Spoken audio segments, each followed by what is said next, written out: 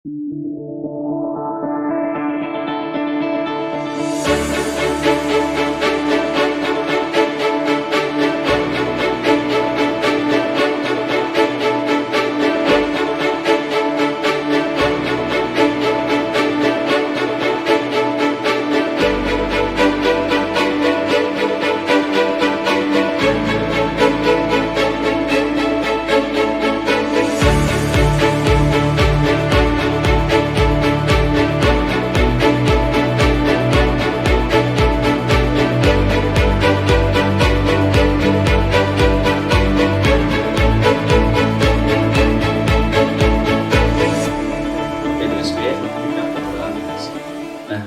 adalah unit-unit karbon yang ada di Indonesia.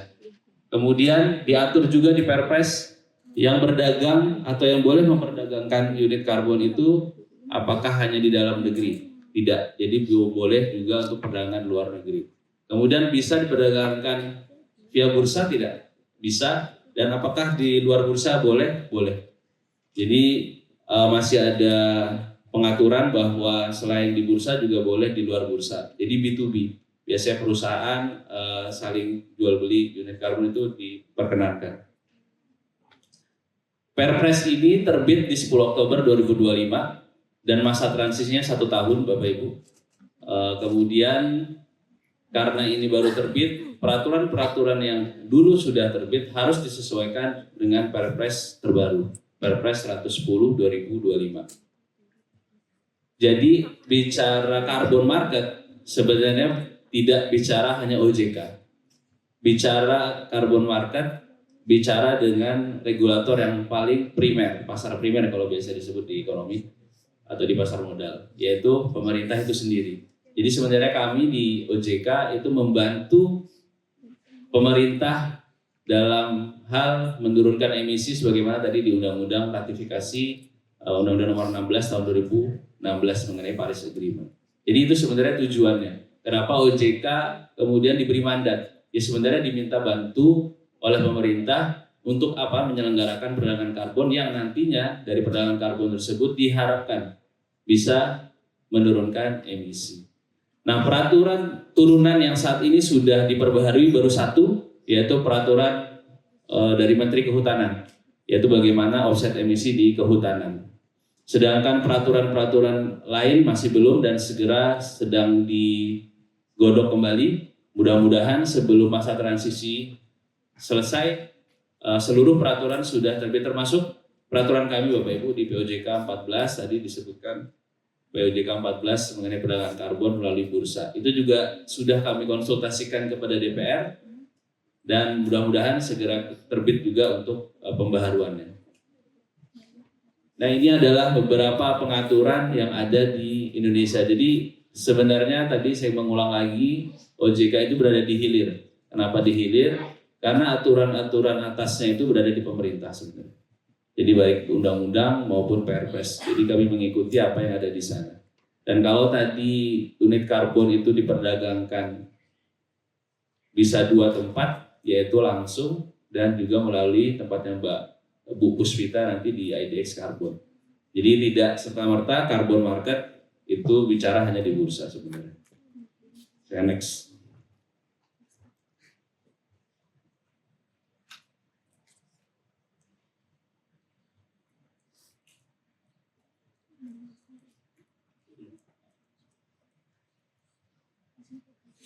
Nah, ini tadi saya hanya ingin memperjelas bahwa di kami itu atau di Perpres itu ada yang baru, yaitu keikutsertaan OJK di dalam struktur Komite Pengarah Nilai Ekonomi Karbon. Jadi Ketua Dewan Komisioner OJK saat ini masuk ke dalam struktur Komite Pengarah di mana Perpres 110 yang menggantikan Perpres 98 tahun 2021 itu OJK belum masuk. Dan saat ini karena bursa karbon sudah diluncurkan dan mandat Undang-Undang P2SK, kebetulan ada Perpres terbaru maka OJK masuk di dalam struktur. Nah, ini adalah beberapa anggota komite yang diketuai oleh Menteri Koordinator Bidang Pangan dengan beberapa wakil ketua dan ketua bidang NEK. Ini seluruh kementerian. Jadi Bapak Ibu, kami sebenarnya di OJK porsinya membantu dan tidak lebih besar dari apa yang ada di pemerintah. Next. Nah, untuk POJK 14, apa sih aturan yang ada di kami selain Undang-Undang P2SK? Tadi ada POJK 14, kemudian ada SE. Nah, kami di POJK 14 ini sebenarnya lebih banyak mengatur mengenai kelembagaan dari si bursa karbon itu sendiri. Bagaimana di tempat Bu Puspita itu beroperasi dan bagaimana kami mengawasi. Apa yang kami awasi? IDX karbon, karena yang sudah berizin terkait penyelenggaraan bursa karbon itu adalah IDX. Kemudian apalagi infrastruktur, pengguna jasa. Jadi pengguna jasa bursa karbon ini istilah mereka yang ingin melakukan perdagangan di bursa. Kami sebut sebagai pengguna jasa karena apa? Karena menggunakan sistem yang ada disediakan oleh bursa. Nah, pengguna jasa ini saat ini nanti kami update ada 155 pengguna jasa dan tidak semuanya adalah emiten atau pelaku usaha sektor keuangan. Sehingga apa yang nanti dibeli oleh para pengguna jasa itu belum tentu kami tahu penggunaannya sebenarnya, Bu.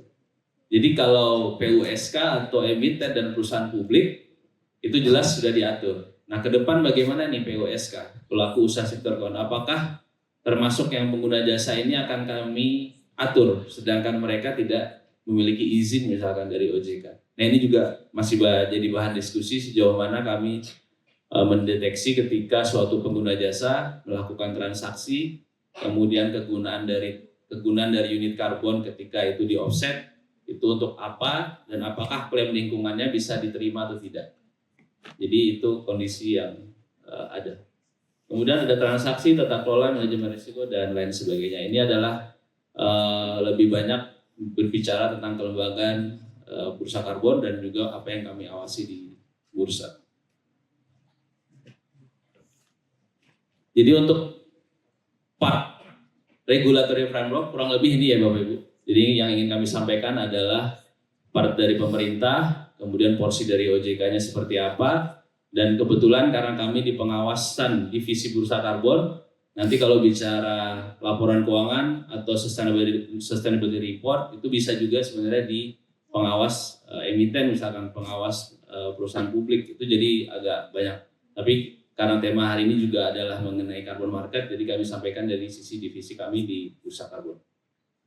Next.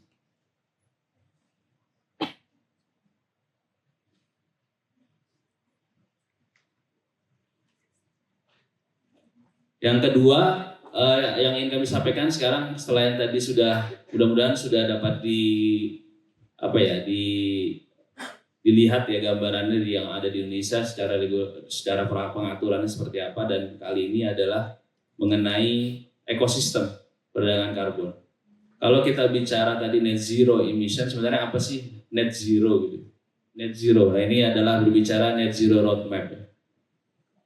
Kalau teman-teman mahasiswa mungkin kalau saya boleh analogikan, misalkan untuk scope 1, jadi untuk yang 1 dan 2 ini harus menghitung dulu ya emisinya. Nah, untuk misalkan saya coba analogikan mahasiswa, berarti dia untuk yang scope 1-nya karena itu dikendalikan oleh dirinya sendiri, misalkan dalam kondisi beli kopi, jajan apapun lah, atau beli skincare itu misalkan. Nah, itu berarti dia sudah mengeluarkan satu emisi, scope 1 yang kita bisa sebut. Karena apa? Karena itu dari kendali diri dia. Kemudian scope 2 apa? Ketika dia menggunakan listrik di kos misalkan. Nah, itu kita sebut di scope 2. Jadi emisi yang berasal dari listrik. Dan yang terakhir yaitu scope 3 adalah supply chain dari apa yang dia lakukan. Misalkan untuk jajan kopi tadi harus naik transportasi taksi misalkan, harus naik ojol misalkan. Nah, itu kan jarak antara dari tempat ke satu tempat itu mengeluarkan emisi. Nah, ini scope 1, scope 2, scope 3 ini yang kita sebut yang harus dilakukan oleh satu entitas. Kemudian kenapa namanya net zero? Memang kita tidak bisa menghilangkan apa yang namanya emisi, tapi kita bisa mengimbangi. Makanya kemudian dinettingkan. Kalau untuk yang tadi analogi mahasiswa kan mungkin apakah dia dengan scope 1 misalkan jajan mungkin bisa dihindari jajan. Kemudian scope 2 apakah bisa? Belum tentu. Apakah scope 3 bisa dihindari? Mungkin bisa. Tapi ada yang tidak bisa dihindari, yaitu apa? Yang namanya mahasiswa kan harus makan ya, makan mungkin 2 atau 3 kali sehari. Nah, gimana mengimbangi itu? Ini saya analogi aja Bapak Ibu. Jadi skop 1, skop 2 itu entitas harusnya menghitung terlebih dahulu, kemudian baru masuk ke skop 3 untuk value chain yang paling sulit biasanya di skop 3. Kalau itu sudah dihitung, kemudian dia dia rinci apa saja kegiatan aktivitas dia, ngeluarin emisi berapa. Kalau sudah tidak bisa lagi dikurangin, berarti ada upaya ya Bapak Ibu. Misalkan tadi jajannya dikurangin. Kalau sudah ada upaya tidak bisa atau hard to abate, sangat sulit untuk dihilangkan emisinya, baru yang diperkenankan masuk ke offset. Nah itu yang di tempatnya Mbak Ibu Puspita nanti di IDX. Jadi itu skema offsetting. Jadi kalau sudah yang di angka 5, jadi kalau sudah tidak bisa lagi dikurangin, sejatinya itu makna dari offsetting yang ada di global biasanya. Jadi harapannya entitas sebenarnya melakukan 1, 2, 3, 4. Nah 1, 2 ini akan terlihat di mana di laporan keuangan atau laporan keberlanjutan. Itu bisa dilihat di dalam laporan tersebut.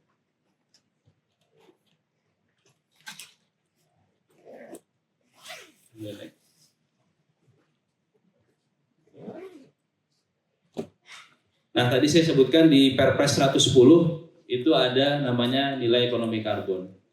Instrumennya ada 4, yaitu perdagangan karbon, pembayaran berbasis kinerja, dan pungutan karbon. Untuk yang non perdagangan itu kembali bukan ranah OJK. Itu pembayaran berbasis kinerja itu ranahnya di Kementerian khususnya Lingkungan Hidup biasanya. Kemudian untuk yang pungutan itu berada di Kementerian Keuangan yang saat ini memang belum diimplementasikan. Tapi mandatnya sudah ada di Undang-Undang Harmonisasi Peraturan Perpajakan. Nah kami yang ada di OJK ini fokus yang di perdagangan saja. Dan di perdagangan ini kita biasa kenal dengan namanya ETS kalau di luar negeri, Emission Trading System, atau kalau di bahasa Perpres itu perdagangan emisi. Jadi memperdagangkan apa yang kuota emisi yang diberikan oleh pemerintah. Namanya saat ini adalah kuota. Sedangkan untuk yang offset, yaitu membuat proyek di satu tempat, kemudian dari proyek penurunan emisi tersebut itu di offset terhadap kegiatan dia yang mengeluarkan emisi. Jadi itu kurang lebih mengenai 2 hal ini yang dinilai ekonomi karbon.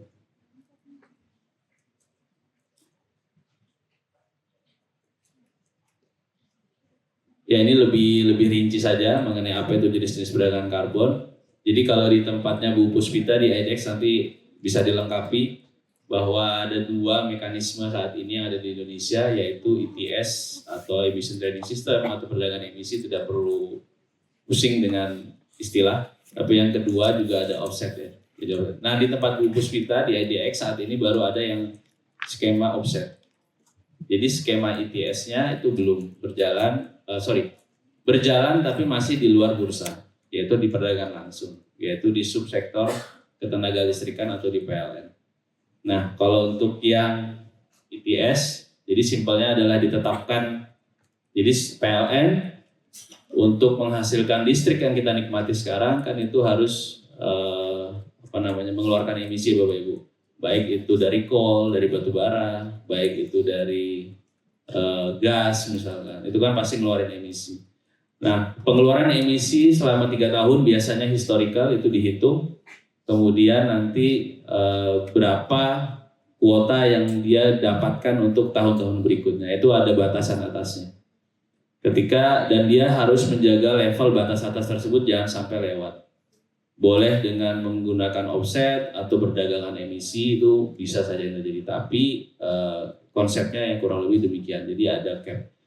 Ketika dia melewati cap, baru tax itu berguna di situ. Jadi tax itu akan muncul ketika dia melewati emisi, karena dia tidak bisa mengimbangi apa yang dia keluarkan emisinya. Nah, tax ini belum berjalan. Itu kurang lebih untuk perdagangan emisi. Dan yang kedua mengenai offset, pada intinya adalah saya beraktivitas, saya mengeluarkan emisi karena aktivitas saya, dan saya sudah berusaha tadi yang saya bilang net zero untuk menurunkan, namun belum bisa turun, diperkenankan apa yang dinamakan offset. Jadi Offset itu adalah suatu proyek yang dibikin di tempat lain untuk mengimbangi apa yang dia keluarkan di perusahaan. Kurang lebih ini Bapak Ibu mengenai dua perdagangan karbon yang saat ini ada di Indonesia, khususnya lagi yang di bursa itu yang masih yang offsetting. Mudah-mudahan nanti yang ITS sudah bisa terhubung dengan bursa karbon. Next. Nah, ini kami olah dari Perpres 110, jadi biar lebih jelas lagi peran OJK-nya di sini. Jadi kalau di pasar modal biasa familiar dengan pasar sekunder, pasar primer, pasar perdana gitu kalau lebih ya kalau primer. Sekunder berarti setelah perdana gitu. Nah di sekunder kami di OJK mengawasi, mengatur, memberi pengembangan itu terhadap apa yang diberi izin oleh OJK. Saat ini yang diberi izin untuk menyelenggarakan bursa adalah PT Bursa Efek Indonesia atau dengan brandingnya IDX Carbon. Nah itu yang kami awasi. Kemudian yang diperdagangkan di bursa kan itu adalah unit karbon. Siapa yang menciptakan unit karbon? Itu bukan di kami. Mungkin agak berbeda dengan saham ya. Kalau saham kan dari pasar primer sampai sekunder itu perizinannya semua ada di OJK, sedangkan untuk kayak unit karbon itu tidak. Jadi unit karbon diterbitkan atau diperoleh dari proses yang primer ini Bapak Ibu. Tadi kita udah bicara yang ITS offset, jadi biar lebih mudah saja sebenarnya. Jadi ketika suatu unit karbon itu terbit, maka dia harus tercatat saat ini nama registrinya adalah sistem registry unit karbon. Dari sistem registry unit karbon itulah baru diintegrasikan datanya jika ingin diperdagangkan di bursa. Nah sebelum itu terbit dari SRUP, dari sistem registry, dan sudah dicatat registry itu tidak bisa diperdagangkan di bursa. Nah ini adalah proses yang sebentar lagi akan kita tetapkan mengenai alur ini. Jadi ini gambaran yang coba kami ilustrasikan dari 3 unit karbon yang tadi di awal saya sampaikan kuota emisi di perdagangan ITS, kemudian ada 2 unit karbon dari perdagangan offset, yaitu SPE dan non SPE GRK, dan itu seluruhnya berada di proses kementerian, tergantung sektornya. Oke. Nah, saat ini kalau dulu seluruh baik itu yang dikeluarkan oleh Kementerian Lingkungan Hidup, baik itu yang dikeluarkan oleh standar internasional, itu seluruhnya harus tercatat di sistem registry nasional PPI dulu namanya. Nah saat ini kalau kita melihat standar internasional kan yang paling familiar Verra, Gold Standard, kemudian Plan Vivo, itu bisa langsung menerbitkan dan kemudian langsung dicatat ke sistem registry unit karbon tanpa harus melalui KLH terlebih dahulu atau mutual recognition. Jadi mutual recognition sudah dihapus. Nah, nanti coba saya singgung mengenai beberapa standar internasional tersebut. Boleh next. Oke, sebelumnya. Ya, ini cepat saja. Jadi ini masih dalam proses draft, proses bisnis yang kami lakukan di komite pengarah. Jadi kurang lebih Bapak Ibu yang punya proyek, gimana sih cara menerbitkan SPE GRK atau non SPE GRK, ini kurang lebih alurnya. Silakan Bapak Ibu sebagai proponen kita sebut itu menyampaikan apa yang disebut namanya dokumen rencana aksi mitigasi, kemudian ngajuinnya kemana sesuai sektornya ke kementerian, dan siapa yang menerbitkan. Untuk SPE akan diterbitkan oleh Kementerian Lingkungan Hidup dengan beberapa tahapan. Dan yang kemudian non-SPE akan diterbitkan oleh registry internasional setelah melalui tahapan juga. Dan seluruhnya akan tercatat di SRUP dan kemudian jika ingin diperdagangkan bisa ke bursa karbon. Gimana cara ngitung karbon? Nah ini kalau ada yang bertanya gimana cara ngitung karbon, sudah ada metodologinya. Saat ini yang di Indonesia diakui ada 40, ada juga yang dari UNFCCC dan beberapa dari metodologi internasional. Nah kalau ini di Indonesia ini LVV-nya Bapak Ibu. Jadi udah ada. Jadi kalau punya proyek gimana cara ngitungnya, ada ilmunya. Mungkin saya juga background-nya bukan ilmu lingkungan, jadi dan bukan ilmu yang terkait ya.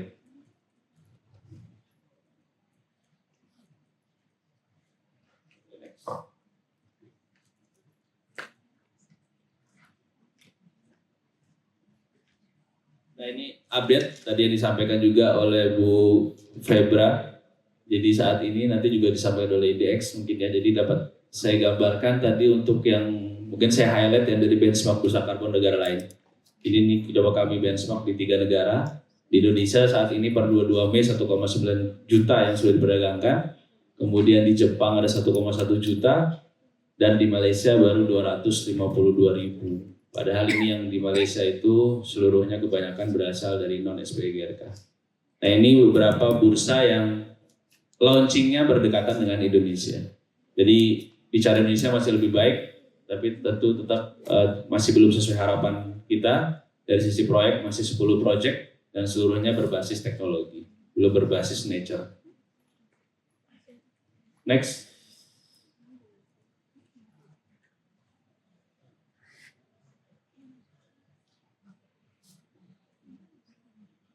Nah, untuk bicara offset, berdasarkan dari data World Bank tahun 2025, jadi sebenarnya offset itu diperkenankan di beberapa negara, tapi beberapa negara memberikan limitasi. Seperti di Korea hanya boleh sampai dengan 5%. Sebelum dia menganut atau memberikan rekomendasi terhadap offset, biasanya perdagangan ITS-nya lebih jalan dulu Bapak Ibu. Jadi perdagangan ITS-nya jalan, teksnya jalan, baru itu masuk ke offset. Tapi Indonesia sepertinya memilih offset dulu, ITS jalan tapi belum di bursa, sehingga kita tidak bisa lihat itu transparansi harganya, price discovery-nya tidak terlihat kalau dia tidak di bursa. Dan di Indonesia lebih ininya di offsetting-nya dulu ya. Kalau kita lihat di Indonesia ITS itu berarti yang ada di ESDM atau di PLN itu masih membolehkan offset 100%. Jadi belum ada limitasi tertentu, sedangkan negara-negara lain itu ada. Oke, next. Nah, ini guide yang sudah diterbitkan oleh Interpol. Ini berbicara crime ya. Sebenarnya apapun aktivitas kita biasanya ada aja kesempatan untuk melakukan tindakan yang ilegal gitu. Nah, ini sudah dikelompokkan oleh Interpol. Kalau bicara greenwashing mungkin di nomor 2 ya. Ada klaim palsu yang berlebihan terhadap dampak lingkungan. Ini sebenarnya sudah masuk ke jajaran ke klasifikasi dari Interpol. Tapi Bapak Ibu pahami dari apa yang saya sampaikan dari awal, kebanyakan crime-nya terjadi di pasar primer, bukan di pasar sekunder atau bukan di bursa. Kalaupun di bursa mungkin kami fokus di nomor 4. Di nomor 3 yang terkait transaksi harga atau transaksi efek. Gitu ya. Jadi kesempatan pada pagi hari ini ada kami di OJK kepada ada bursa. Nanti sebenarnya yang sisi paling besarnya itu sebenarnya ada di kementerian. Oke, ini bisa dibaca aja. Next. Ini hanya menyinggung sedikit perkembangan di global meskipun ada beberapa kasus yang sudah terjadi 2-3 tahun yang lalu. Karena mungkin saya singgung karena ada greenwashing ya pada hari ini Bapak Ibu. Nanti saya juga sebenarnya belajar Bapak Ibu. Kebetulan ini sudah diciptakan atau deteksi AI mengenai greenwashing. Siapa tahu bisa kami gunakan ini Bapak Ibu di pengawasan gitu ya. Dan membantu kami juga kira-kira seperti apa nanti penggunaannya. Nah di sini ada 3 kasus. Ini slide saya yang terakhir. Ada 3 kasus. Kami ambil dari internasional semua. Kalau Bapak Ibu lihat di nomor 3 itu ada gambar anak sedang main ayunan. Yang pada intinya dia mengajak join us kurang lebih in sustainable future. Jadi mengajak untuk siapa yang ingin memiliki ke depan untuk berbicara kelanjutan itu terbanglah bersama KLM. Penerbangan di Belanda kurang lebih gitu. Nah itu diputus oleh pengadilan 15 dari 19 materi iklannya itu ternyata merupakan greenwash karena menggunakan klaim lingkungan yang samar sebenarnya, tidak bisa dipertanggungjawabkan. KLM pun infonya sudah tidak menggunakan materi iklan ini katanya. Dan carbon offset yang disebut di KLM seperti penanaman pohon yang dia lakukan itu sebenarnya dampak kecil yang ada di dampak kecil terhadap iklim, tapi sudah digembar-gemborkan berlebihan. Ya, kurang lebih itu yang dilaporkan. Kemudian yang dari DW ini bagaimana suatu perusahaan di Jerman membuat proyek karbon di China yang sebenarnya proyek itu sudah lama ada sehingga bukan hal yang baru untuk menyiasati sehingga mereka bisa menerbitkan unit karbon. Dan mirisnya adalah beberapa perusahaan besar yang saya tidak buat di sini itu ternyata membeli unit karbon tersebut. Nah, ini beberapa konteks global mengenai greenhouse. Terima kasih Bapak Ibu, semoga nanti kita bisa diskusi lebih lanjut dan lebih lengkapnya nanti juga akan dilengkapi oleh Bu Puspita dari EDX. Assalamualaikum warahmatullahi wabarakatuh. Baik, terima kasih Pak Wahyudi atas materinya. Beri tepuk tangan untuk Pak Wahyudi. Mungkin nanti untuk Q&A atau question and answer akan dilakukan setelah Ibu Puspita ya. Jadi nanti kita kumpulkan dulu untuk pertanyaannya. Teman-teman bisa menyiapkan pertanyaannya dari sekarang. Mungkin bertanya-tanya, kayaknya banyak sekali ada istilah-istilah teknis ya tadi ya. Ini mahasiswa juga mungkin pertama kali mendengar dan sebagainya, nanti boleh didiskusikan di sini. Kemudian untuk materi yang kedua dari Ibu Puspita Pratiwi dari IDX atau BEI Indonesia, nanti mungkin akan melanjutkan apa yang sudah disampaikan oleh Pak Wahyudi ya, melengkapi bagaimana sih bursa karbon ini diterapkan, diimplementasikan di Indonesia. Kalau tadi disampaikan baru offset, ya ternyata ya, saya baru tahu ternyata offset dulu harusnya ETS ya. Iya. Baik, nanti mungkin akan disampaikan oleh Bu Puspita, waktu dan tempat saya persilakan.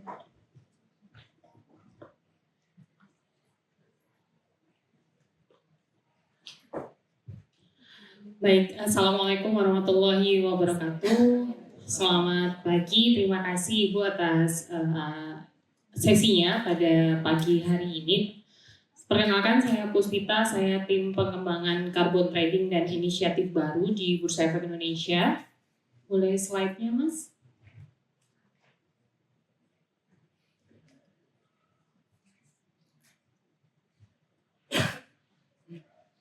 Baik, di sini kami hadir dengan branding IDX Carbon. Bursa Efek Indonesia berkomitmen untuk mendorong aksi iklim melalui ekosistem perdagangan karbon di Indonesia.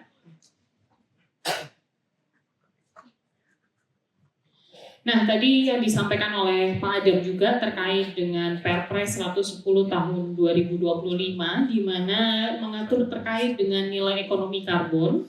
Nilai ekonomi karbon sendiri memang dilakukan untuk mendukung pencapaian target Indonesia dengan National Determined Contribution-nya, yang dimana Indonesia mentargetkan untuk penurunan emisi dengan usaha sendiri itu di 31,89% dan dengan bantuan di 43,20%, seperti itu teman-teman Bapak Ibu.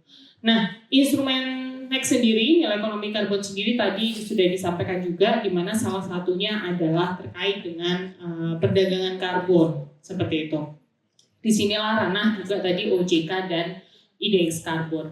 Nah, untuk instrumen NEK sendiri, ini sudah pemerintah juga sudah mentargetkan gitu ya, sektor-sektor mana yang akan ditargetkan oleh pemerintah untuk mencapai NDC-nya, yaitu yang pertama terkait dengan energi, yang kedua terkait industri, ketiga pertanian, keempat kehutanan, dan yang terbaru adalah terkait dengan kelautan dan perikanan.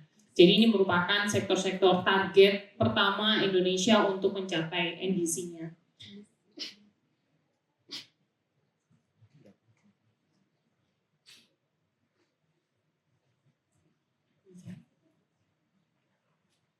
Nah, kalau kita lihat teman-teman, Bapak Ibu, waktu di September 2023 gitu ya, saat waktu itu Presiden Joko Widodo meluncurkan Bursa Karbon Indonesia atau IDX Karbon.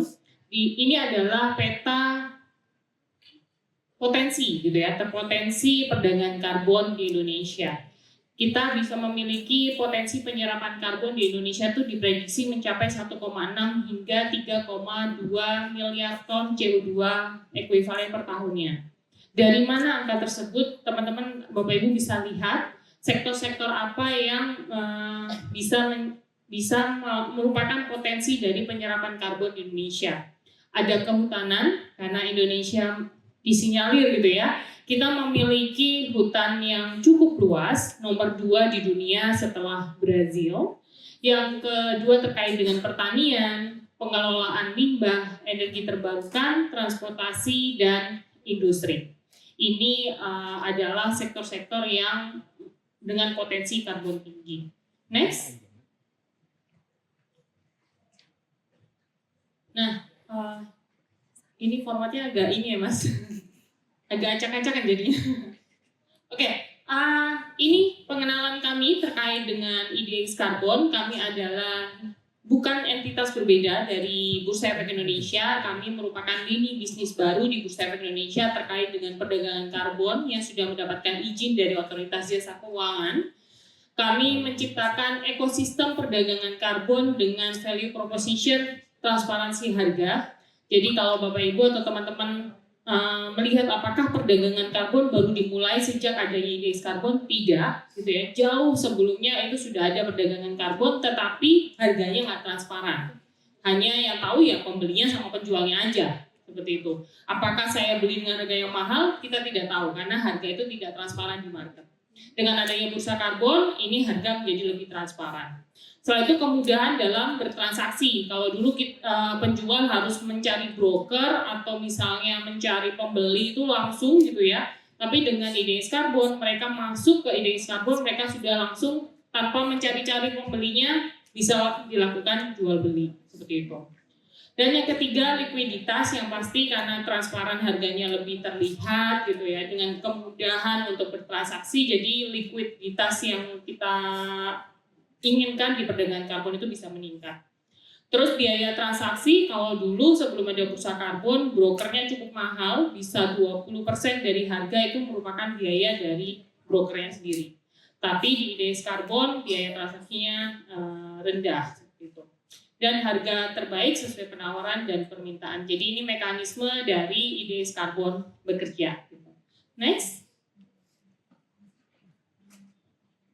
Nah, ini tadi mungkin juga sama dengan Mas Adam, Pak Adam sudah disampaikan di Bursa Karbon Indonesia merupakan platform perdagangan sekunder. Jadi Otoritas Jasa Keuangan dan IDX Karbon itu berada di ranah pasar sekundernya, seperti itu ya.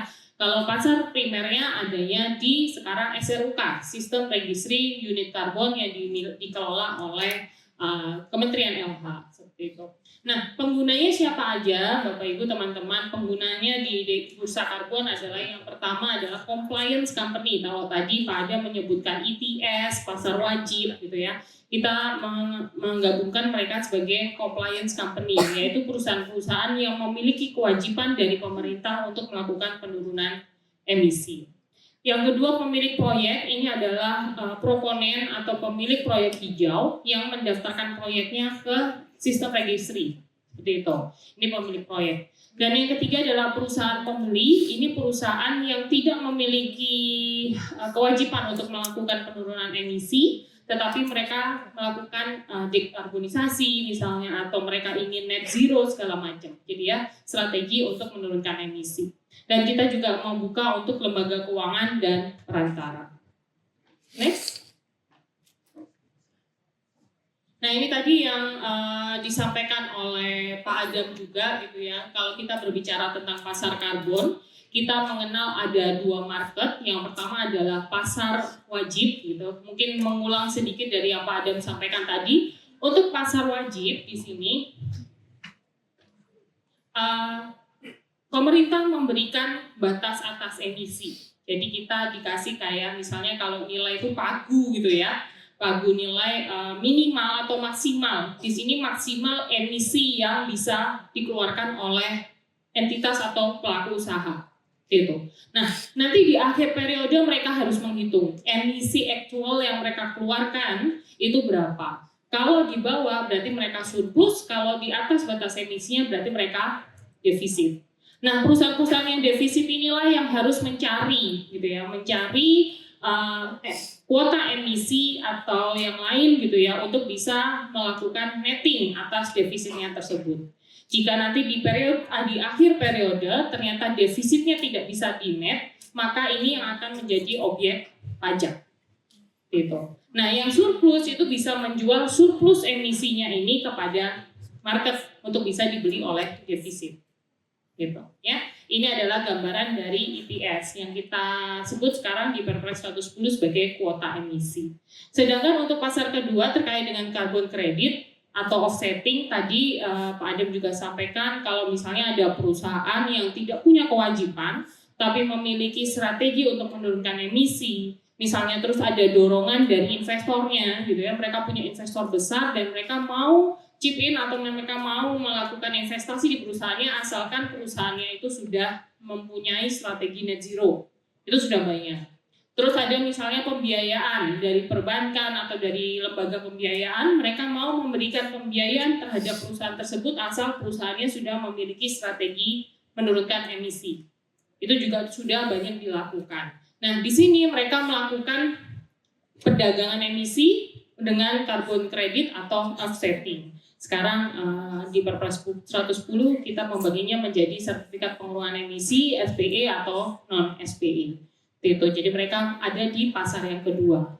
Bursa IDX Karbon ada di mana? IDX Karbon sudah menyediakan kedua sistemnya. Jadi mau pasar wajib, mau pasar voluntary atau sukarela di carbon offsetting, ini sudah kami sediakan di sistem. Tapi tadi benar, untuk saat ini yang baru berjalan adalah carbon offset. Gitu ya. ITS-nya kemana? ITS-nya masih berjalan di luar bursa. Next. Nah, kalau kita berbicara tentang next Mas, yang tadi. Kalau kita berbicara tentang carbon offset credit gitu ya, Bapak Ibu, teman-teman, kita membagi menjadi dua, yaitu carbon reduction sama carbon removal. Carbon reduction apa? Carbon reduction adalah contohnya apa? Contohnya adalah proyek-proyek hijau yang sekarang terdaftar di IDX Karbon. Jadi kita lihat bisnis as usual mereka gitu ya, emisinya berapa. Terus mereka mempunyai teknologi baru sehingga emisi yang dikeluarkan lebih rendah daripada yang biasanya mereka keluarkan gitu. Nah, ini namanya carbon reduction. Jadi menurunkan emisi yang sudah biasa dikeluarkan ke dalam di dalam aktivitas industrinya seperti itu. Nah, yang kedua terkait dengan carbon removal. Carbon removal ini adalah proyek hijau di mana emisi atau karbon yang sudah dilepas ke atmosfer itu diserap dengan teknologi atau nature yang ada di yang dimiliki oleh entitas. Contohnya apa? Contohnya ada nature base ya. Kalau misalnya kita berbicara pohon makanannya adalah karbon, CO2 gitu ya. Itu adalah nature. Kalau teknologi base mungkin Bapak Ibu teman-teman sering mendengar CCS, carbon capture storage gitu ya. Jadi emisi yang dikeluarkan dimasukkan ke dalam pipa dan ditanam di dalam tanah seperti itu. Ini carbon capture storage. Ini adalah pembagian dari carbon offset credit. Next. Nah, ini terkait dengan regulasi di IDX Karbon. Tadi kita di bawah pengawasan Otoritas Jasa Keuangan dan kita mengatur juga terkait dengan apa yang menjadi bagaimana pendaftaran dari unit karbon tersebut di IDX Karbon, bagaimana perdagangannya, bagaimana menjadi pengguna jasa, dan bagaimana pengawasan atas transaksi karbon di IDX Karbon. Itu semua kami atur. Kami juga mengatur terkait dengan biaya, dan yang terakhir mengatur terkait pengelompokan unit karbon. Jadi unit karbon yang didaftarkan di IDX Karbon ini kami kelompok-kelompokkan menjadi kategori yang sama. Gitu. Nah, untuk jam perdagangan kami ada di hari Senin hingga Jumat di hari bursa. Jadi kalau bursa efeknya libur, IDX Karbonnya juga libur. Bedanya di mana? Bedanya di jam perdagangan. Gitu ya. Kalau di IDX Karbon jam perdagangannya jam 9 pagi hingga jam 3 sore non-stop tanpa break, tanpa istirahat. Itu beda dengan saham. Nah, untuk biayanya sendiri kita memiliki 4 market, nanti saya jelaskan apa perbedaan dari 4 market tersebut. Kita biaya transaksinya hanya 0,11% hingga 0,22%. Itu. Ini perbedaan transaksinya, biaya transaksinya. Dan kalau kita berbicara tentang apa bedanya IDX Karbon dengan saham, gitu ya, kalau teman-teman atau Bapak Ibu di sini sudah paham dengan pasar modal, untuk penyelesaian kita ada di T+0 atau instant settlement. Jadi setiap terjadi transaksi, perpindahan langsung terjadi. Jadi barang langsung berpindah ke pembeli, uang langsung berpindah kepada penjual. Kalau di saham masih T+2 ya. Nah, kalau di IDX Karbon udah T+0.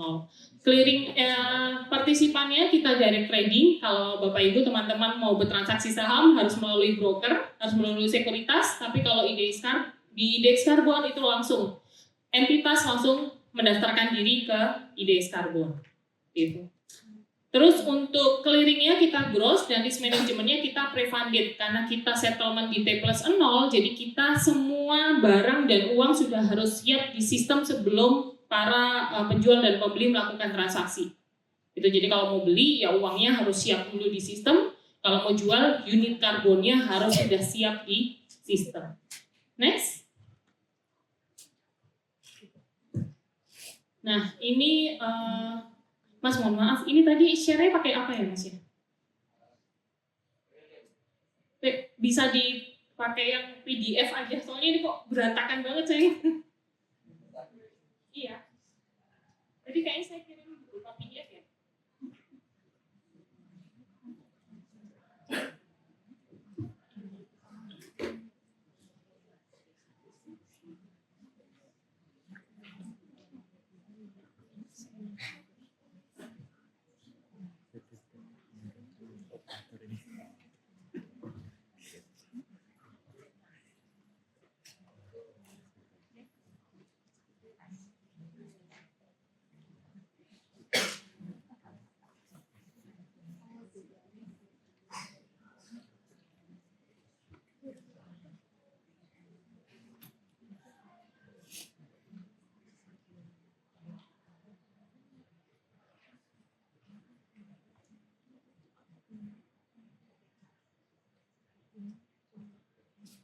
Nah, jadi biar lebih jelas Bapak Ibu, soalnya tadi agak ini ya. Oke, makasih Mas ya. Ini adalah 4 mekanisme perdagangan yang ada di IDX Karbon. Kita memberikan fleksibilitas kepada para penjual dan pembeli untuk melakukan transaksi di bursa karbon. Kita punya 4 pasar, hampir sama seperti saham sebenarnya, Bapak Ibu teman-teman. Di sini kita ada pasar lelang, jadi ini dipergunakan oleh nantinya Kementerian Teknis gitu ya, untuk memberikan kuota emisi. Kalau kita benchmarking terhadap di Eropa gitu ya, mungkin di awal-awal mereka diberikan kuota emisi 100%.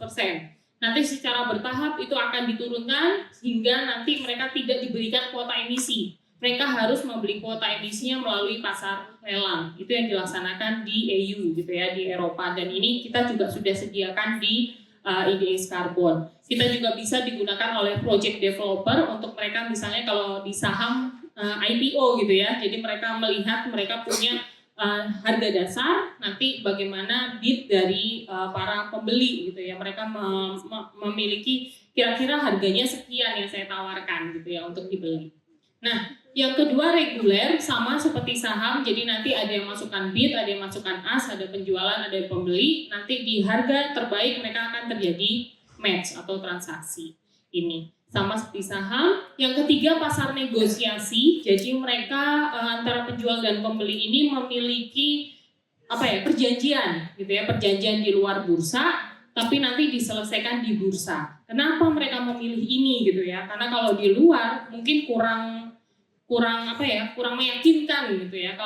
Karena saat ini kan masih terdaftar di SRN ya, belum sruk nanti akan live kemungkinan di bulan Juni atau Juli gitu. Nah, kalau di SRN itu tidak mengenal perpindahan kepemilikan sampai dilakukan retire. Gitu. Jadi kalau misalnya saya punya proyek dibeli oleh Bapak Ibu gitu ya, meskipun sudah dibeli Bapak Ibu, di SRN namanya masih tetap saya. Gitu. Nah, biar lebih aman, mereka menyelesaikannya di IDX Karbon karena secara pocket atau secara wallet ini sudah terjadi perpindahan kepemilikan. Pencatatannya sudah jelas di IDX Karbon. Nah, pasar negosiasi merupakan pasar transaksi terbesar yang saat ini ada di IDX Karbon. Karena kan target kita adalah institusi ya Bapak Ibu ya. Kalau institusi kayaknya nggak mungkin mereka hanya beli 1-2 ton. Mereka akan beli hingga ribuan ton misalnya gitu ya. Nah ini mereka selesaikan di pasar negosiasi. Dan pasar yang keempat berbeda dengan saham, kita punya marketplace sama seperti toko orange, toko hijau, teman-teman Bapak Ibu kan bisa langsung memilih ya proyeknya gitu. Nah, kenapa kita sediakan ini? Karena kalau di reguler ini berbeda dengan di saham. Kalau di saham, Bapak Ibu langsung bisa memilih, saya mau beli Astra, saya mau beli Indofood, itu bisa langsung milih, ya kan? Tapi kalau di IDX Karbon, Bapak Ibu tidak bisa memilih proyeknya. Bapak Ibu hanya bisa memilih tadi, kelompok proyeknya apa, gitu. Mau nature base, mau teknologi base, itu yang bisa Bapak Ibu atau teman-teman pilih.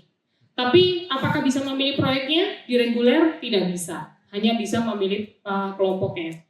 Nanti kalau sudah terjadi transaksi, baru Bapak Ibu, teman-teman baru bisa melihat proyek apa yang Bapak Ibu atau teman-teman dapatkan. Gitu. Nah, orang kadang-kadang saya pinginnya A, B, C gitu ya. Saya pingin proyeknya nature base, begini-begini, vintage. Kalau misalnya di karbon kita dengarnya vintage. Gitu. Kita taunya vintage, tahun penyerapan emisi itu terjadi. Tuh. Nah, kita sediakan marketplace, jadi bisa langsung memilih saya mau proyek A, B, C di vintage vintage tahun berapa, seperti itu. Ini adalah pasar-pasar mekanisme dari IDX Karbon. Next. Nah, ini adalah perkembangan dari transaksi yang ada di IDX Karbon dari semenjak berdiri di 26 September 2023 hingga 22 Mei kemarin. Transaksi kita di 1,9 juta ton CO2 ekuivalen. Transaksinya di 93,75 miliar rupiah dengan retirement volume di 1,3 juta ton. Nah, mungkin istilah baru retire gitu ya, retirement. Jadi kalau misalnya ada institusi atau individu melakukan pembelian unit karbon, itu tidak bisa serta-merta mengklaim bahwa saya telah menurunkan emisi dengan offset sebelum melakukan yang namanya retirement. Retirement kalau Bapak Ibu atau teman-teman di saham, kita taunya dia listing lah istilahnya. Jadi sudah tidak bisa digunakan lagi, gitu ya. Ininya baru bisa diklaim sebagai offset emisi, seperti itu. Nah ini 1,3 juta ton yang sudah dilakukan retirement. Partisipan kita 155 entitas gitu ya, institusi, di mana listrik projectnya itu ada 10 saat ini didominasi oleh BUMN memang masih ada. Ada Pertamina, PLN, PTPN, dan yang terakhir ada di Nagata Bioenergi. Ini satu-satunya swasta yang saat ini baru keluar SPE-nya dan sudah didaftarkan di IDX Karbon. Next. Nah ini teman-teman yang mungkin agak menggelitik karena kalau kita berbicara tentang pengguna jasa bursa karbon, saat ini pengguna jasa bursa karbon itu baru bisa untuk institusi. Jadi individu belum bisa langsung melakukan perdagangan unit karbon. Tapi dari data retirement yang kami miliki, retirement itu jadi dari pengguna jasa kami melakukan permintaan retirement di sistem bursa karbon, gitu ya. Ternyata ada 1.612 orang individu yang sudah melakukan retirement. Gitu. Tidak bisa langsung ke bursa, tapi mereka bisa melalui pengguna jasa kami yang sudah terdaftar di bursa melakukan pembelian unit karbon dan dilakukan retirement untuk melakukan offset atas emisi individu ini. Gitu. Jadi dari 1,3 juta ton ini ada 2.128 pihak, di mana 1.612-nya adalah individu. Kira-kira buat apa gitu ya individu ya, Bapak Ibu atau teman-teman? Kita lihat salah satunya adalah contohnya adalah pernikahan. Gitu. Gen Z sekarang udah sadar banget masalah lingkungan. Gitu ya. Jadinya yang milenial gitu ya itu udah makin terpacu juga sekarang untuk melakukan perhitungan hingga offset emisi. Jadi ini ada pernikahan, gitu nanti mungkin teman-teman juga bisa gitu ya, mereka menghitung pesta pernikahannya itu kira-kira berapa sih emisinya. Itu sudah mereka lakukan. Caranya cukup mudah karena sekarang kalkulator karbon juga ada, di website pun ada, gitu ya. Banyak teman-teman cari aja di Google kalkulator karbon untuk kegiatan gitu, itu juga udah ada. Mereka hitung kira-kira luas dari lokasinya berapa, listrik yang digunakan berapa AC, kira-kira perjalanan tamunya itu berapa kilo Itu tuh mereka akan hitung. Kita tinggal masukkan angkanya dan di akhir nanti langsung keluar berapa emisi totalnya. Gitu. Tapi perlu di disclaimer ini hanya sebagai acuan, tidak seperti laporan keuangan yang harus diaudit gitu ya. Beda dengan kalau misalnya perusahaan ingin menjual proyek hijaunya. Nah, itu kalau itu harus diaudit dulu sama LVV, perhitungannya rumit gitu. Tapi kalau individu ini masih menjadi acuan saja. Nah, ini contohnya. Terus ada kalau untuk branding perusahaan seperti yang dilakukan Pelita Air, mereka membranding sebagai penerbangan karbon netral seperti itu. Jadi mereka memiliki beberapa rute dari penerbangannya, mereka hitung emisinya berapa, mereka beli di IDX Carbon, mereka retire dan mereka bisa mengklaim sebagai penerbangan karbon netral. Itu sudah dilakukan. Terus ada pemerintah daerah yaitu ada di Trenggalek gitu ya, Trenggalek Jawa Timur. Mereka punya yang namanya festival jaranan tiap tahunnya. Nah, ini mereka hitung emisinya, terus mereka beli unit karbonnya di IDX Carbon, terus mereka retire. Ini adalah contoh-contoh penggunaan unit karbon yang saat ini sudah dilakukan di masyarakat Indonesia. Next. Nah, secara garis besar Bapak Ibu, teman-teman, apa yang dilakukan IDX Carbon? IDX Carbon ini memfasilitasi semua jenis perdagangan karbon, baik tadi pasar wajib maupun pasar voluntary. Setelah itu kami beroperasi di bawah pengawasan dan supervisi dari otoritas jasa keuangan. Kami menggunakan sistem private blockchain. Jadi nanti kalau dirasa ada double accounting gitu ya, terus double claim, ini bisa diselesaikan dengan blockchain gitu ya misalnya. Karena kita bisa melihat keterlacakan dari unit karbon itu. Itu kan yang digunakan oleh teknologi blockchain ya, kalau teman-teman tahu. Sebelumnya Mas?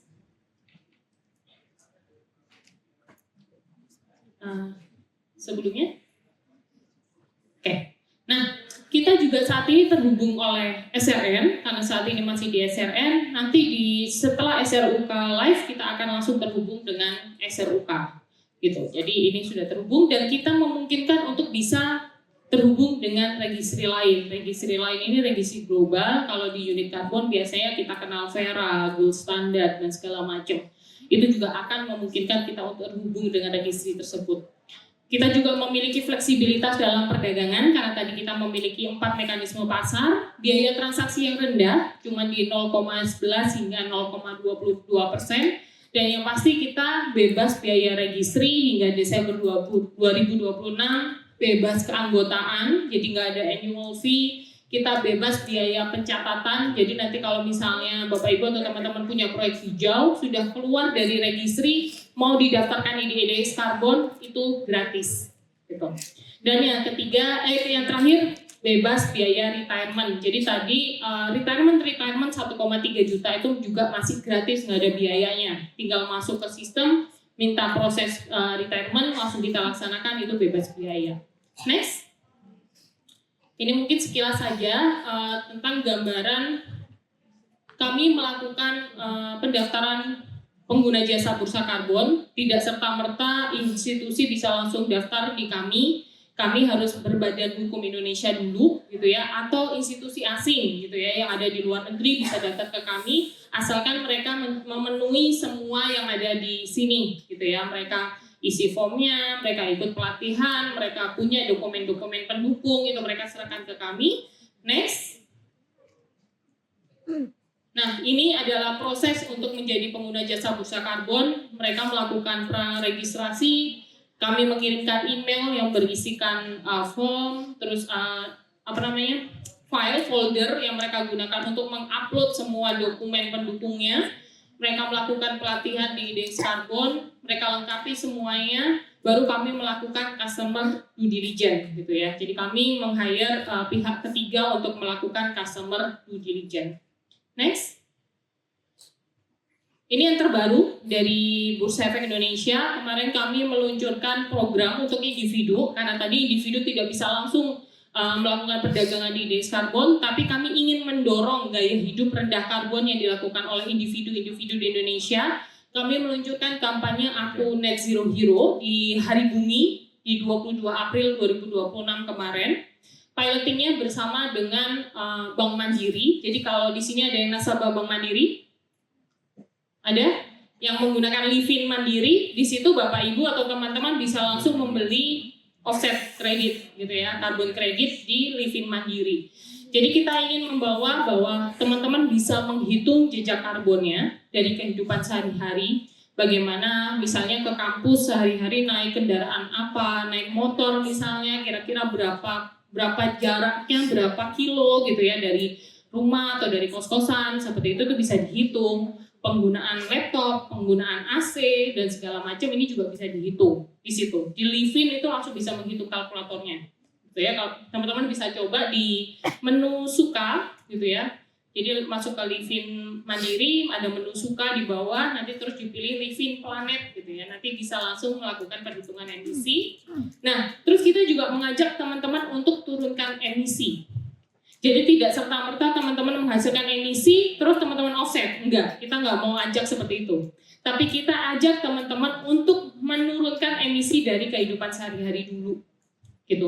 Caranya gimana? Misalnya, yang tadinya naik motor atau naik mobil ke kampus setiap hari, mulai naik transportasi umum. Gitu ya, emisinya lebih kecil karena emisi bisnya misalnya itu di rata-rata dengan penumpangnya gitu ya, jadi emisinya lebih kecil.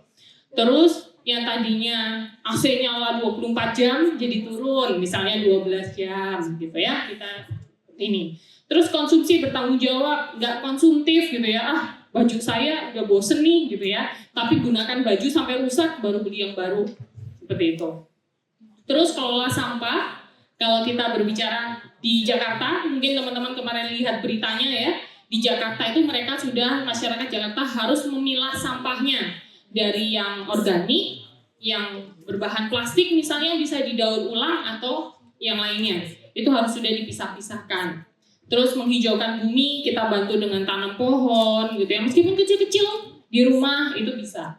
Terus kita dukung energi terbarukan. Ini juga merupakan unsur untuk turunkan emisi kita. Nah, tadi seperti yang Pak Adam sampaikan, ada emisi-emisi yang nggak bisa kita tarik turun, nol gitu ya. Nah, ini baru kita lakukan offset. Nah, offset ini bisa langsung dilakukan di Livin Planet gitu ya. Teman-teman bisa langsung membeli dari proyek hijau yang ada di Livin Planet. Pilihannya ada dua, ada tanam pohon sama offset kredit.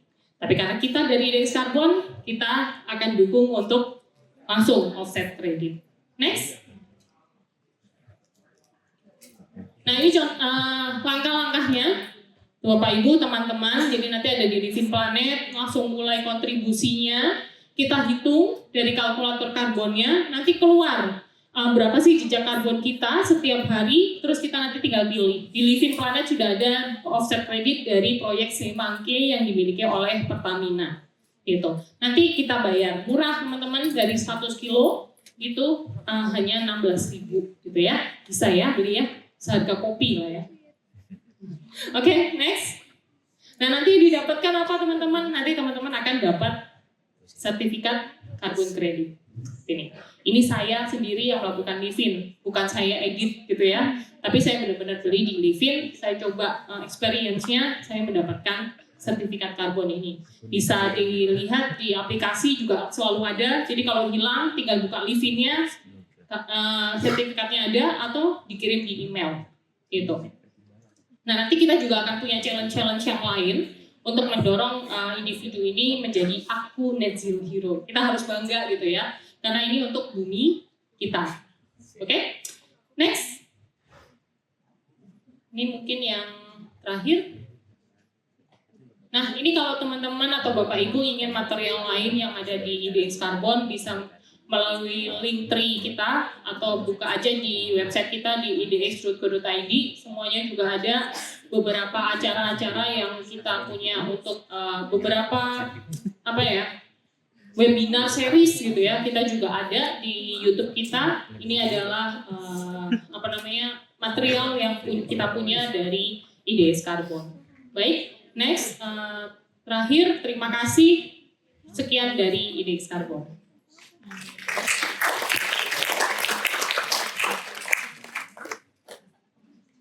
Terima kasih Bu Puspita. Wah, penjelasannya lengkap ya. Teman-teman sudah punya gambaran ya bagaimana mekanisme perdagangan karbon di Indonesia ya. Baik, karena mohon izin Pak Wahyudi dan Bu Puspita, setelah ini kami ada diseminasi riset terlebih dahulu. Kemudian baru kita follow up dengan question and answer.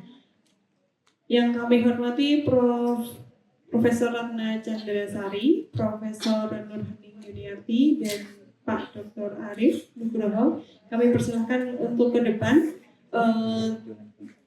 untuk mendemonstrasikan dan mendiseminasikan riset. Dan kami mohon untuk tim asisten peneliti untuk bisa menyiapkan beberapa hal. Jadi dalam riset kami, Bapak Ibu semua, nanti mungkin akan dijelaskan lebih lanjut oleh Prof. Ratna. Kami sudah melakukan riset ini sekitar 5 tahun belakang ya. Tadi mulai dari pembuatan VR gitu, kemudian augmented reality AR. Oh enggak berat lah. Dan iya nanti mungkin geser ya. Oh enggak ada, di depan aja Pak. Digeser aja. Nanti yang Pak minta satu kursi lagi, Mas dan Mbak untuk ya. Untuk Nur Hening sama Pak Arif di tengah aja bulan. Oh iya, gak apa-apa di tengah.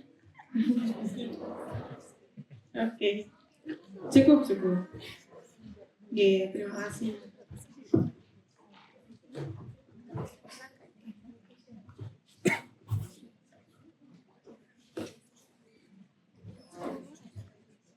Baik, waktu dan tempat kami persilakan untuk ketua tim peneliti kami. Mas, boleh dibantu share screen?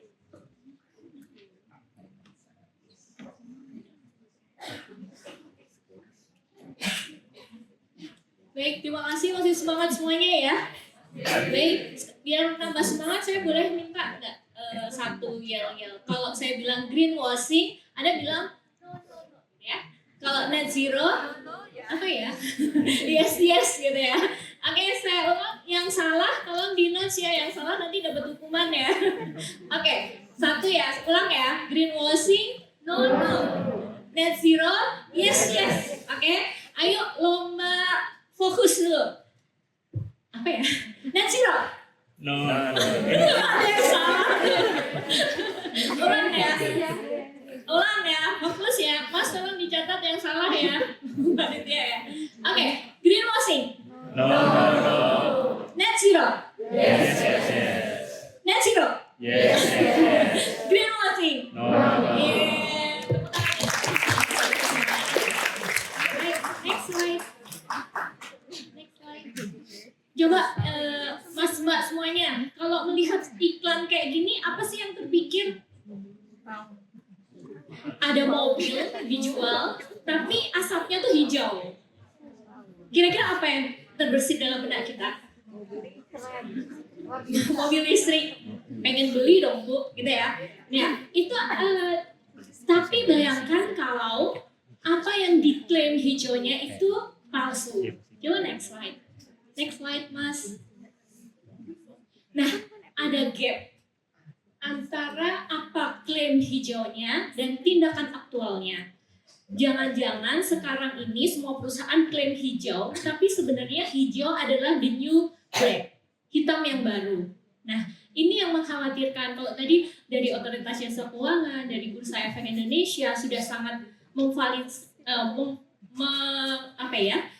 regulasi dan semuanya agar bumi kita ini tetap hijau. Tapi bagaimana jika klaim hijaunya itu palsu? Boleh next? Ini contohnya Tesla. Saya ambil dari satu paper, bukan kata saya ya.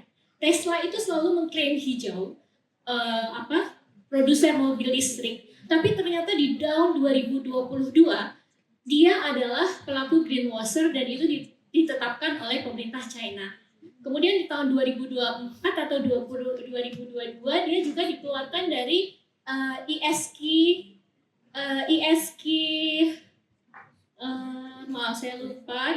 Standard and Poor ESG di tahun 2022. 22. Ini saya ambil dari papernya Zuo tahun 2024. Begitu juga next kasusnya Volkswagen. Ini adalah contoh klasik terkait dengan greenwashing. Boleh next Mas? Volkswagen itu ini Bapak Ibu. Jadi dia memanipulasi metode penghitungan karbon. Seharusnya dia itu ketika uji emisi tidak menghasilkan apa yang tertera di situ, tapi dia melakukan manipulasi sehingga yang seharusnya polutannya itu 40 kali dari ambang batas yang ditetapkan gitu. Nah, kenapa sih sebenarnya terjadi greenwashing? Tadi karena tuntutan regulasi. Kita harus patuh pada regulator, pada OJK dan juga BEI. Banyak sekali regulasi yang harus ditepati oleh perusahaan. Sedang perusahaan pasti tetap pengen profit dong, benar nggak? Jadi ketika ada tuntutan regulasi dan juga tuntutan agar tetap profit, maka perusahaan itu cenderung memisahkan antara komunikasi lingkungan dan tindakannya. Jadi ada gap. Hal itulah yang menyebabkan perusahaan itu menerbitkan namanya strategi komunikasi hijau. Boleh next Mas? Ini udah next. Nah ini yang tadi saya ungkapkan bahwa ada gap, ada trade off, kemudian menyebabkan adanya gap dan menyebabkan perusahaan itu harus memilih strategi komunikasi hijaunya. Boleh di next? Ada 4 strategi Bapak Ibu. Jadi yang pertama adalah greenwashing. Greenwashing itu ketika klaim hijaunya overclaim, tapi tindakannya nggak ada. Kemudian tadi seperti dicontohkan oleh Mas Adam ya, ada perusahaan maskapai penerbangan karena klaim hijaunya diduga palsu, dia cenderung diam sekarang. Nah fenomena ini ternyata banyak, namanya silent green atau greenwashing. Jadi perusahaan itu sebenarnya melakukan tindakan yang ramah lingkungan tapi cenderung diam karena takut dituntut greenwashing. Itu ada yang di sini, namanya silent green company. Jadi sebenarnya kinerjanya tinggi tapi komunikasinya rendah. Nah, tapi di fokus penelitian kami hanya berfokus pada greenwashing, yaitu ketika kinerjanya rendah dan komunikasinya overclaim. Boleh next? Nah, saya mengambil falsafah Jawa bahwa Hamamayu Hayuning Bawono. Ini adalah salah satu langkah dari tim riset kami untuk bisa menjaga keberlanjutan bumi. Karena keberlanjutan itu bukan perkara perusahaan yang berlanjut, tapi bagaimana bumi beserta isinya, termasuk kita, itu bertahan dari kepunahan. Jadi untuk bisa keberlanjutan itu kita punya economic concern pada profit, people, and planet. Boleh next? Ini kami menggambarkan ilustrasi dari greenwashing bahwa depan atas tampak hijau, tapi sebenarnya di bawahnya adalah black gitu ya, hitam. Boleh next aja. Nah, mengapa kami mengusulkan model deteksi AI ini? Karena saat ini, boleh next Mas? Saat ini riset-riset tentang keberlanjutan itu menggunakan manual content analysis. Tentunya karena di sini banyak akademisi juga Mas Mbak dari S2, S3 bahkan dan juga S1 sering kalau riset tentang keberlanjutan Pak Adam dan Bu Puspita itu kita harus mengamati secara manual sustainable report itu kan sangat take time. Nah, makanya kami penelitian ini menawarkan sesuatu kebaruan yaitu menggunakan artificial intelligence. Tentu saja kami tidak sendiri, ada pakar-pakar nanti yang akan lebih menjelaskan terkait dengan bagaimana using AI-nya. Nah, kenapa riset ini penting? Yang pertama, saat ini memang sudah banyak lembaga scoring ESG, Sustainalytics, Moody's, Standard & Poor's, tapi ternyata skor-skor antar lembaga rating itu kontradiksi. Jadi misalnya ada satu lembaga dikasih skor tinggi di satu lembaga gitu ya, Refinitiv, tapi ternyata di Standard & Poor's ratingnya rendah. Jadi ada konflik antar lembaga rating. Terus juga ternyata cakupan skor ESG di negara-negara berkembang kayak Indonesia itu sangat rendah. Misalnya dari 500 perusahaan yang diskor hanya 20, 30 gitu. Jadi itu merupakan salah satu kekhawatiran kami. Yang ketiga adalah rendahnya keterbacaan atau readability dari sustainability report di Indonesia. Itu berdasarkan riset yang saya acu. Jadi keterbacaan sustainability report di Indonesia itu rendah gitu ya. Dan yang tak kalah penting bagi kita akademisi, peneliti, mahasiswa S1, S2, S3 adalah tidak semua universitas itu mampu berlangganan database yang mahal. Thomson Reuters yang hampir miliaran itu kita tidak akan mampu, tidak semua universitas itu bisa berlangganan. Jadi dengan teknologi ini kami berharap nantinya database ini bisa digunakan untuk penelitian-penelitian di bidang keberlanjutan yang nantinya kebijakan pemerintah dari Otoritas Jasa Keuangan, dari Bursa Efek Indonesia itu based on research. Jadi policy based on research, kebijakan yang diambil berbasis riset. Nah, kemudian saya juga ingin memperkenalkan ada Prof. Nur Hening dan juga Mas Dr. Arif yang beliau adalah ahli AI, kemudian ada juga Bu Arin juga ahli ESG gitu ya, yang akan menjelaskan tentang deteksi greenwashing. Nah, kemudian Mas boleh next sedikit. Nah, tadi Bu Puspita sudah menjelaskan tentang kita harus paham tentang jejak karbon. Nah, ini Mas, VR literasi keuangan. Nah, selain AI, produk kami adalah virtual reality jejak karbon, Ibu. Jadi kita mengajarkan kepada mahasiswa untuk menghitung aktivitas sehari-hari kita tuh menghasilkan berapa karbon. Misalnya dia dengan nanti kita akan mensimulasikan pakai virtual reality ketika ke kampus naik sepeda itu berapa karbonnya dan seperti itu. Jadi itu meningkatkan awareness terkait dengan karbon. Terus kemudian next Mas, selain itu hasil riset kami bukan hasil riset, untuk menjaga keberlanjutan dari gerakan ini kami juga menyusun ini Mas, generasi cerdas keuangan yang belakang. Nah, kami juga mempunyai komunitas namanya generasi cerdas keuangan, Ibu Puspita dan Pak Adam. Ini adalah komunitas untuk Mas dan Mbak mahasiswa boleh gabung nanti, karena ini isinya bukan hanya dari Universitas Negeri Yogyakarta, tapi dari Universitas Gadjah Mada, dari UPN, dari semua universitas di Jogja untuk bisa bergabung dalam komunitas Mas yang di ini dong, yang terakhir.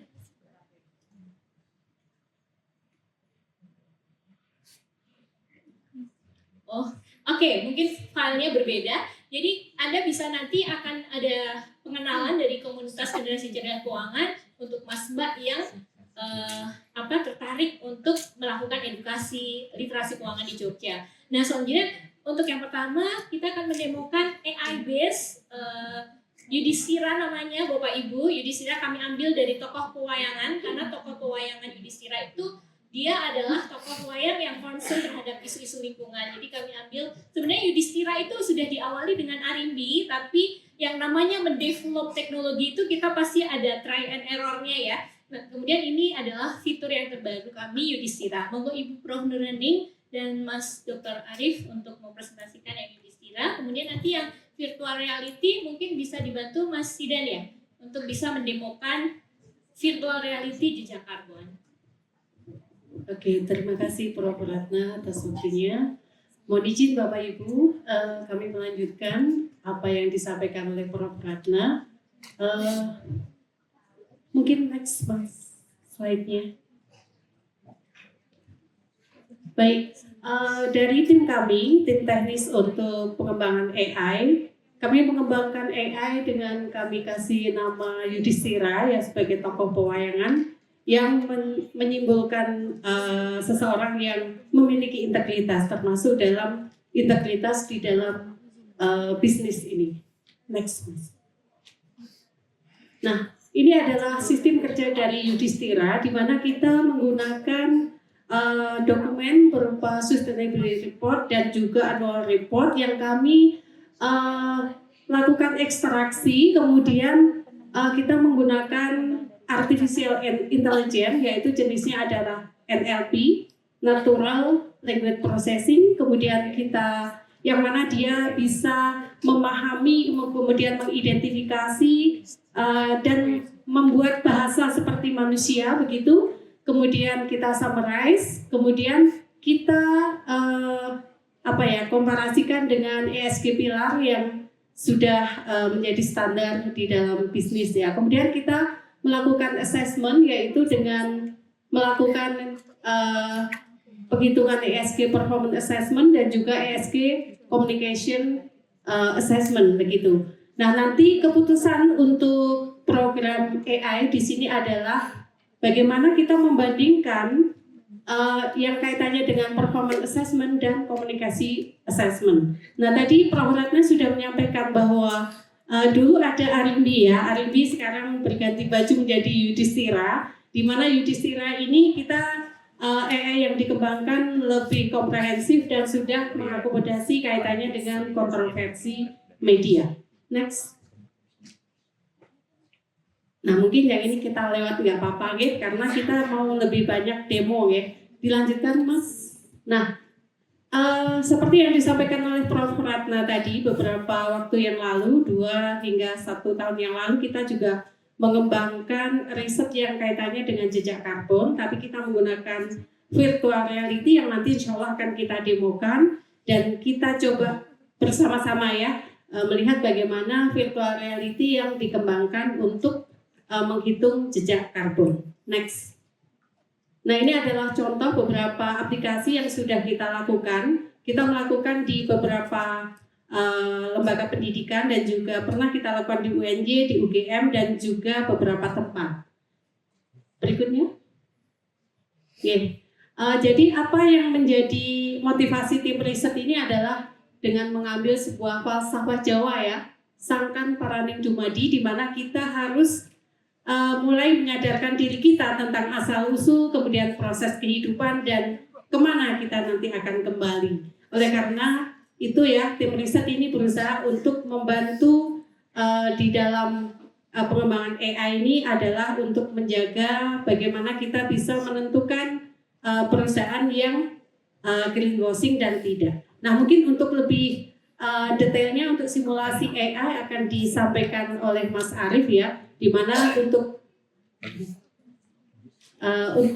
Yudhistira atau platform AI yang kami kembangkan ini terdiri dari beberapa menu yang nanti akan didemokan oleh Mas Arief ya. Monggo Mas Arief.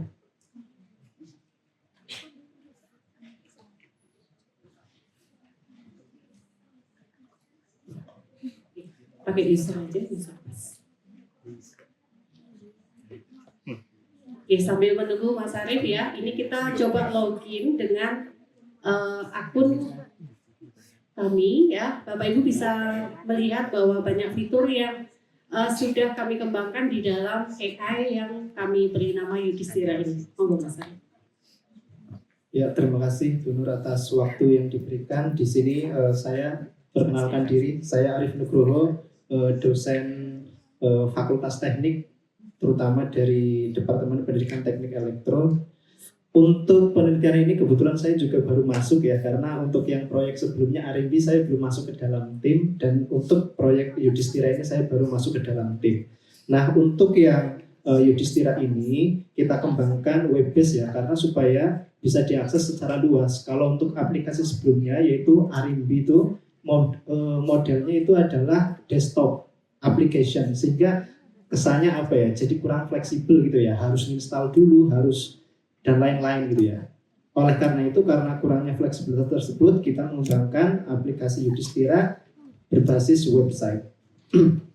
Di sini kita login menggunakan super user, di mana ketika kita login sebagai user, maka kita bisa memiliki privilege lebih, hak akses lebih. Seperti misalkan di sini kita bisa menambahkan dokumen annual report atau sustainability report yang sudah dikemas atau sudah disimpan di dalam Google Drive. Jadi nanti kita tidak perlu manual gitu ya, harus upload gitu ya. Nanti dan dia bisa bekerja dari background ya. Jadi meskipun nanti kita tinggal nggak masalah gitu ya, karena dia secara otomatis akan mengekstrak data yang sudah dimasukkan di dalam Google Drive.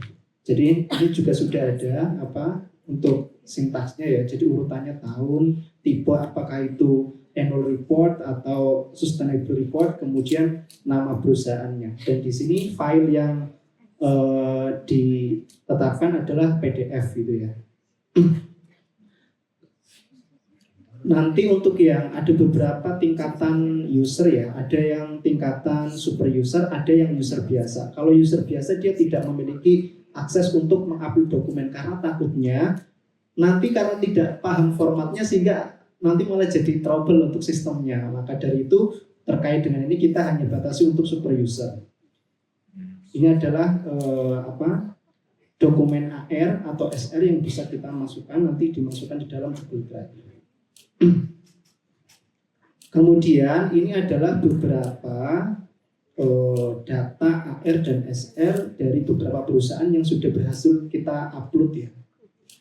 Di sini bisa memuat banyak ya. Dan di sini ada beberapa sektornya, ada batu bara, kemudian ada banking services gitu ya. Kemudian ada yang lainnya. Kemudian di sini, nah supaya AI itu memiliki kemampuan untuk mengcapture keyword atau sentence yang relate dengan konten ESG, maka kita juga perlu membuat panduan gitu ya. Kita membuat daftar pertanyaan. Nah kebetulan ini daftar pertanyaannya sudah disiapkan sama asistennya Prof. Ratna, mahasiswa S1 UNY juga. Jadi tepuk tangan juga. Jadi supaya membatasi apa sih konten, keyword atau sentence yang relate dengan pertanyaan itu. Jadi kita mencari jawaban di dalam dokumen AR dan SR berdasarkan pertanyaan yang sudah di list, gitu ya. Nah, pertanyaan-pertanyaan tersebut ya tentunya ada banyak ya kategorinya. Kalau kita bedah dari ESG itu kan ada environment, social, governance. Di dalam environment itu ada kategorinya juga, ada misalkan emission, innovation, resource use dan lain-lainnya, gitu ya. Nah ini adalah beberapa daftar pertanyaan. Kemudian bisa kita lihat detailnya. Nah di sini pilarnya adalah sosial, indikatornya seperti ini, resource-nya ini, kategorinya adalah human right ya, hak asasi manusia. Kemudian polarity ya.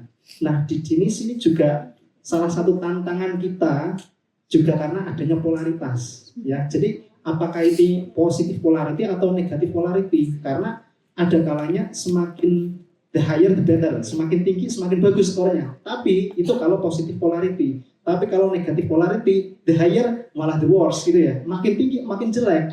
Contohnya kayak misalkan apakah perusahaan tersebut memiliki emisi karbon dengan jumlah tertentu, kan makin gede jumlahnya makin jelek.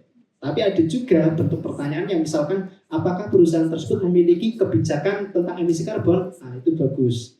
Jadi itu juga menjadi tantangan tersendiri karena harus kita memilah polaritinya. Setelah kita mengupload daftar pertanyaan ya, kemudian di sini nantinya kita juga akan melibatkan media karena terkadang untuk melakukan asesmen terhadap sesuatu ya, kita juga perlu mempertimbangkan adanya media gitu ya. Tapi untuk kali ini kita masih menggunakan ESG score ya, sedangkan nanti untuk versi lengkapnya ketika kita melibatkan kontroversi maka menjadi ESGC ya, environment, social, governance, and media kontroversi. Tapi untuk kali ini kita baru di tahap ESG, belum melibatkan media kontroversinya. Media kontroversinya sudah kita list dan sudah kita scoring, tapi belum kita includekan di dalam sistem ini. Maksudnya belum kita kolektifkan dengan data ESG yang sudah ada. Jadi dan nanti media kontroversi itu fungsinya adalah mempenalti apa yang sudah ada di ESG. Misalkan data ESG skornya sekian, tapi dengan adanya kontroversi maka kemungkinan akan berkurang gitu. Jadi untuk saat ini kita masih di ESG score aja. Kemudian setelah kita berhasil mengupload data SR dan AR ya, kemudian dengan adanya NLP ini kita melakukan summarization atau kita mencari jawaban di dalam dokumen AR dan SR berdasarkan daftar pertanyaan yang tadi sudah di list. Kemudian di sini sudah muncul jawabannya ya. Jadi ada dua tipe data. Yang pertama itu adalah data numerik. Kayak misalkan berapa jumlah karbonnya, berapa jumlah emisi karbon, itu kan data numerik.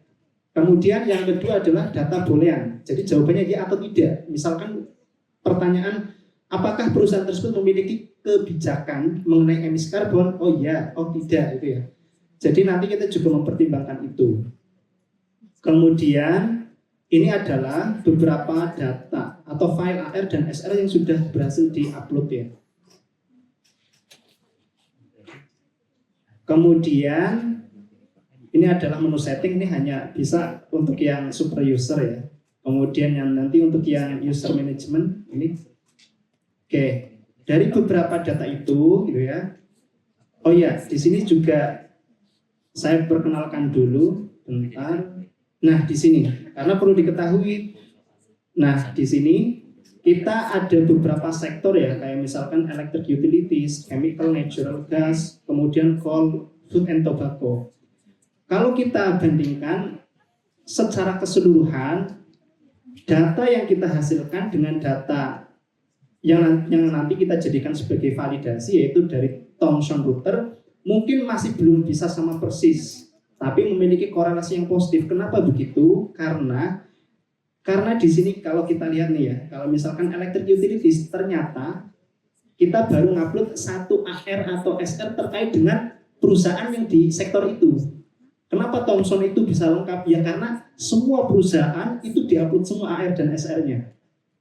Ya, kemudian nah ini untuk yang coal, yang batu bara kita sudah mengupload 36. Nah itu jadi makin banyak AR dan SR yang sudah terupload ke sini, nanti skornya makin mendekati nilai yang dihadirkan dengan Thomson Reuters. Ya. Tapi kalau yang misalkan data-data ini yang masih peer-nya 1, karena kan nanti basisnya dia perankingan atau menggunakan percentile ranking gitu ya. Maka kalau 1 ya gimana, orang belum ada benchmarkingnya gitu ya. Maka ini sangat menentukan nanti ketika kita sudah upload beberapa dokumen, maka itu akan lebih mendekati. Tapi kemarin sama Prof. Ratna sudah dibandingkan dan kita sudah lihat skor Pearson Product Moment gitu ya, correlation, dan sudah menunjukkan korelasi yang positif. Nanti terkait dengan signifikansinya ya terkait dengan bagaimana sebanyak apa peers yang sudah diupload gitu ya. Misalkan di sini adalah contoh. Di sini bisa kita ketikkan gitu ya. Misalkan apa ya? Adaro misalnya. Adaro. Sudah diupload belum? Nah, Adaro gitu ya. Nicor juga baru ini ya. Kemudian view gitu ya. Nah ini bisa. Nah untuk mendeteksi apakah perusahaan itu greenwashing atau tidak, itu kan tadi kita membandingkan skor antara communication assessment atau communication score dengan performance score. Communication itu ya terkait bagaimana perusahaan tersebut membahasakan, kami ini apa ya, ekonominya apa, bukan ekonomi apa, ya terkait dengan environment-nya bagus loh gini ya, atau istilahnya dia menggalakkan dengan kata-kata yang bagus, tapi apakah kenyataannya seperti itu? Nah dengan dua skor tersebut, yaitu communication score dan performance score, maka bisa kita bandingkan berdasarkan tabel yang tadi. Perusahaan itu dikatakan greenwashing jika communication-nya lebih besar dari performance score-nya. Nah untuk yang ini masih kita bandingkan secara langsung, tapi apakah nanti perlu kita gunakan perbandingan menggunakan toleransi, kayak misalkan jika nilai beda antara dua itu lebih dari sekian skor, seperti itu gitu ya. Karena kalau kita secara langsung mungkin perbedaan sedikit saja 0,0 gitu ya, asal dia lebih besar kan bisa aja langsung melakukan klasifikasi gitu ya. Kemudian ini ada banking services yang sudah di-upload ya. Ada banyak. Jadi nanti ini kebetulan yang upload juga asistennya Prof. Ratna, mahasiswa S1 FEB UNY, S1 dan S2 ya, betul.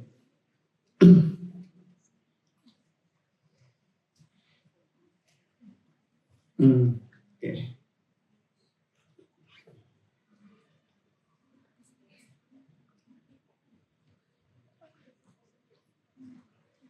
Ini ada beberapa yang sudah berhasil diupload ya. Nah jadi ini bisa kita upload dan kita tinggal gitu. Nanti backgroundnya dia bisa memprosesnya. Nah, ini untuk perhitungannya kita berbasis pada Thomson Reuters ya, karena seperti tadi yang Prof. katakan bahwa tidak semua universitas itu mau berlangganan. Kalaupun mau, apakah dananya cukup gitu ya? Nah, makanya kemarin kita mencoba apa ya? Jadi kita sebenarnya belajarnya juga dari Thomson Reuters. Dengan cara apa ya? Kita nyari model matematika di belakang itu gimana gitu ya. Dan alhamdulillah sudah ketemu. Jadi kita validasi, oh ternyata sama gitu ya.